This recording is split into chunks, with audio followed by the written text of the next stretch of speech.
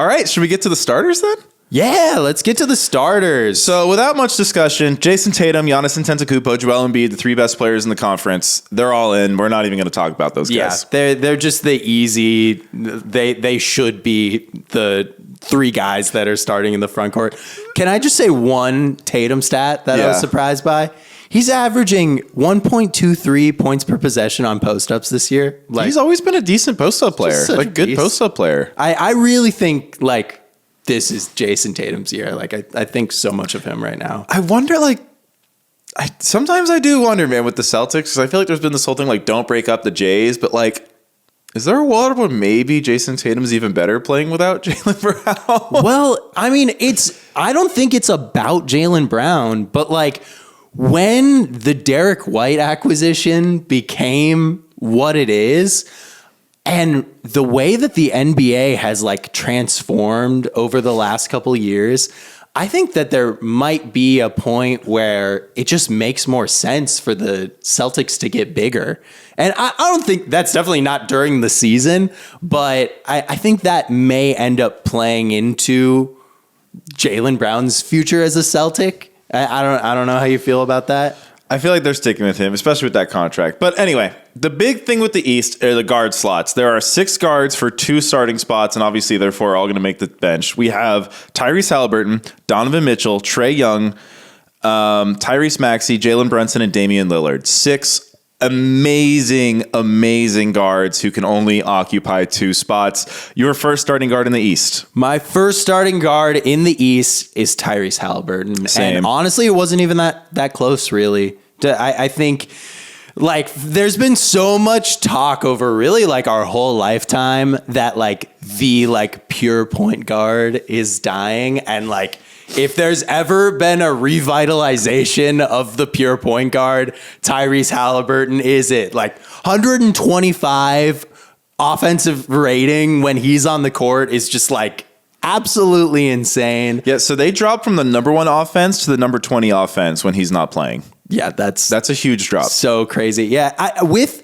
point guards like Tyrese Haliburton and the style that the Pacers play, just how quickly they're getting up and down, I think the only real way to look at it in like a holistic sense of like where he is standing in NBA history right now is looking at per 100 possession stats. And so Tyrese Haliburton is averaging 17 assists per 100 possessions right now. That's only been done by 3 dudes like that point and greater: Stockton, Nash, and Magic Johnson. Yeah, I mean, so let's do the stat line. He's averaging 24.6 points, 4 rebounds, 12.8 assists. Like, that's a crazy assist total, especially for a player who, honestly, I know he has a high usage rate, but he's not a very heliocentric type player. And I think that's where it's like you're really hitting that next level of passing when you're averaging that high of a total, kind of like a Jokic, but you're not, pounding the air out of the basketball every possession. Mm-hmm. Yeah, well, and then getting back to that stat that I was looking at, of those guys that are around there in assists per 100 possessions of that Stockton, Nash, Johnson class, Haliburton has the lowest turnovers of any of those guys by almost 1 whole turnover.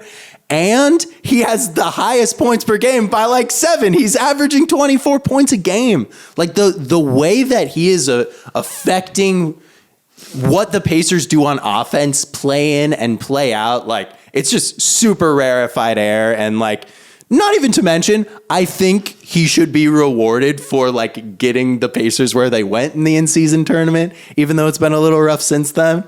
It's been very rough since then. Yeah. But yeah, Haliburton, he was my first guard. Now this is the interesting one.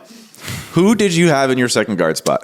I ended up putting Donovan Mitchell. Same. Okay, cool. We both had Donovan Mitchell. Cool. So Donovan Mitchell had 28.5 points per game, 5.6 rebounds, 5.7 assists. So Mitchell is just carrying a Cavaliers team that's gone most of the way without Garland and Jared Allen, who, by the way, were both underperforming when they were playing.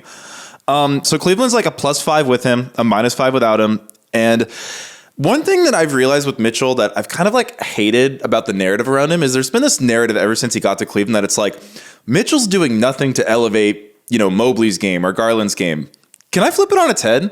Yeah. What have the Cavs done to elevate Mitchell's game? And he's still balling, averaging a ton of points. He's carrying a Cleveland team that last night they were the 6th seed. We wake up today, they're the 8th seed. But like, I don't know, man. Mitchell's really good. He's one of the most unguardable players in the NBA. He's never been he's not, I feel like there's a perception that he's this crazy kind of ball hoggy type player, and that's actually not really his game.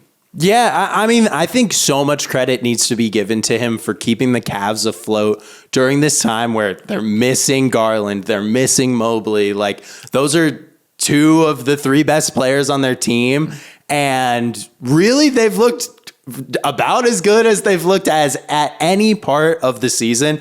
And I want to give a little shine to Donovan Mitchell's defense. The Cavs right now are in adjusted points per possession on cleaning the glass. They're 5 points better on defense when Donovan Mitchell is on the court. Like, that is completely contrary to the narrative that we are being fed about Donovan Mitchell. So it's really funny you bring up the defense and his effect on the defense, because actually when I was kind of doing the like Mitchell versus Lillard versus Trae Young versus Maxey versus Brunson, I was kind of like, all right, how does the defense factor in, especially when we're talking about Lillard and Young? And I kind of looked at like what's the point of attack defense? Obviously, defense stats aren't perfect. This is not a perfect metric, but like we'll get to Trae Young later, but like when Trae Young's on the court, the Hawks allow like the most rim attempts in the NBA by a mile because like the point of attack defense is really bad. The Cavs actually allow a lot less when Mitchell's on the court, which is like, again, not an end-all be-all number, but it is a little like, okay, like he's preventing guards from just blowing past him. Yeah, I mean, this is like the first time, other than his rookie year, this is the first time that he's had any stats that would indicate him being a positive on the defensive end. And I mean, like, every stat indicates that he is like a huge positive on the offensive end. So the one thing that like made me a little hesitant to put Donovan Mitchell over the other guys was just his games played.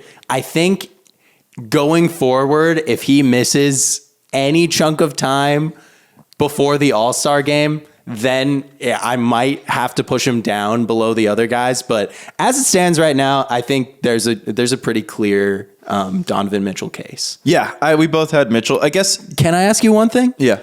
Did Donovan Mitchell being more of a 2-guard like inform your decision at all? Oh, it actually did it. Okay. It's something that I thought about. I'm like, if this was an actual team, I would want Donovan Mitchell next to Tyrese Haliburton more than any of these other point guards. I thought about it, but I don't know. Who would you of the guards have? Obviously, it doesn't matter. They're all going to be on our bench. Who would you have second among those 4 other guards?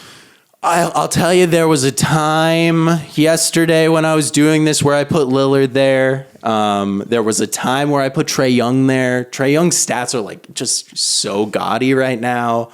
But the only guy that I was super considering was Lillard. Okay, interesting. Yeah, for me, it was between Lillard and Maxey. Okay, yeah, and I see that with Maxey too. All right, let's get to the bench. All right. I guess first up, Tyrese Maxey. Tyrese Maxey, I got him there too. I mean, he's just been a net rating god this year. So he's averaging 26.1 points, 3.8 rebounds, 6.5 assists. Maxey's been an efficient player. The no Embiid lineups are still really good offensively and defensively when Maxey's on the court. Great sign for Maxey. I mean, I don't really know there's much to talk about. The guy's one of the best scorers in the NBA. He's dynamic. He's kind of helped Philadelphia right the ship in the Harden fiasco. And yeah, he's super efficient player, too. Like, he's shooting, 38% from 3, 45% from the field when he's like this super tiny guard, which is pretty impressive. But yeah, I mean, I just think he was my... At the end he was my next guy after Lillard, as far as guards went. And the only reason, or do you have anything else to say about Maxey? Maxey's good at basketball. Maxey's really good at basketball. Yeah. I mean, like, I don't know how else to say it. He's been an elite guard. And the Sixers deserve 2 All-Stars. Yeah. I think with the team that they've had. Next guy up, I guess we've talked about him a lot. Damian Lillard. Damian Lillard, I mean, his stats are right there with everybody else. Yeah, so he's averaging 25.9 points, 4.4 rebounds, 6.8 assists. One thing I think, because for me it was really tough between Maxey and Lillard. Like Maxey and Brunson were kind of neck and neck for me for a while, but the more I dug, the more I was like, I think Maxey might be the better player right now. As much as people wouldn't want to think that because Brunson's kind of in the 1A role on his team, but like Lillard's just like a solid 4% true shooting ahead of Maxey and Brunson. He's great at drawing fouls. Like, I feel like the 3-point shot's only going to tick up by the time we get to the All-Star game. And like, I think with Lillard, it's like he's scaled his game down to fit around Giannis. Like, and it's, yeah, I don't know. My tiebreaker with Lillard between Maxey and Brunson was like, in this exercise, you're kind of, especially with guys whose statistical profiles are so similar, you're looking for any like thing you can actually hold on to.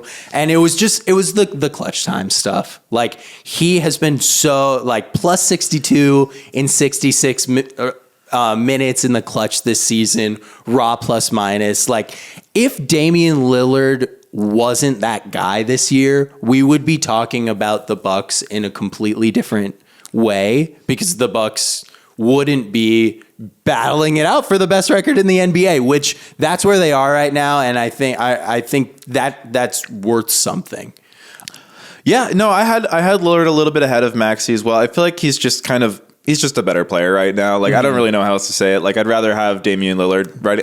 It's like he's Damian Lillard in his prime. He's Damian Lillard. But I think like the one thing that did make me kind of consider Maxey over him for a second is like the Bucks Dame on Giannis off lineups are like not as good as the Philly Maxey on Embiid off lineups, which I thought just kind of tucking that away. Yeah, good thing because I think that's the big thing with Lillard and Young, who we're going to talk about, is like their defense has been like a big point of discussion this season, especially earlier in the year. Like Lillard's defense was a big point of discussion. Yeah, I mean, I will say that I think the personnel that Maxey is playing with is like clearly superior to Trae Young and Damian Lillard, who they kind of are playing around. I mean, Dame has okay guys, but like with Giannis off, it's not a perfect fit. But yeah, definitely a nice stat to put in your pocket. Just tucking it away. All right, Jalen Brunson.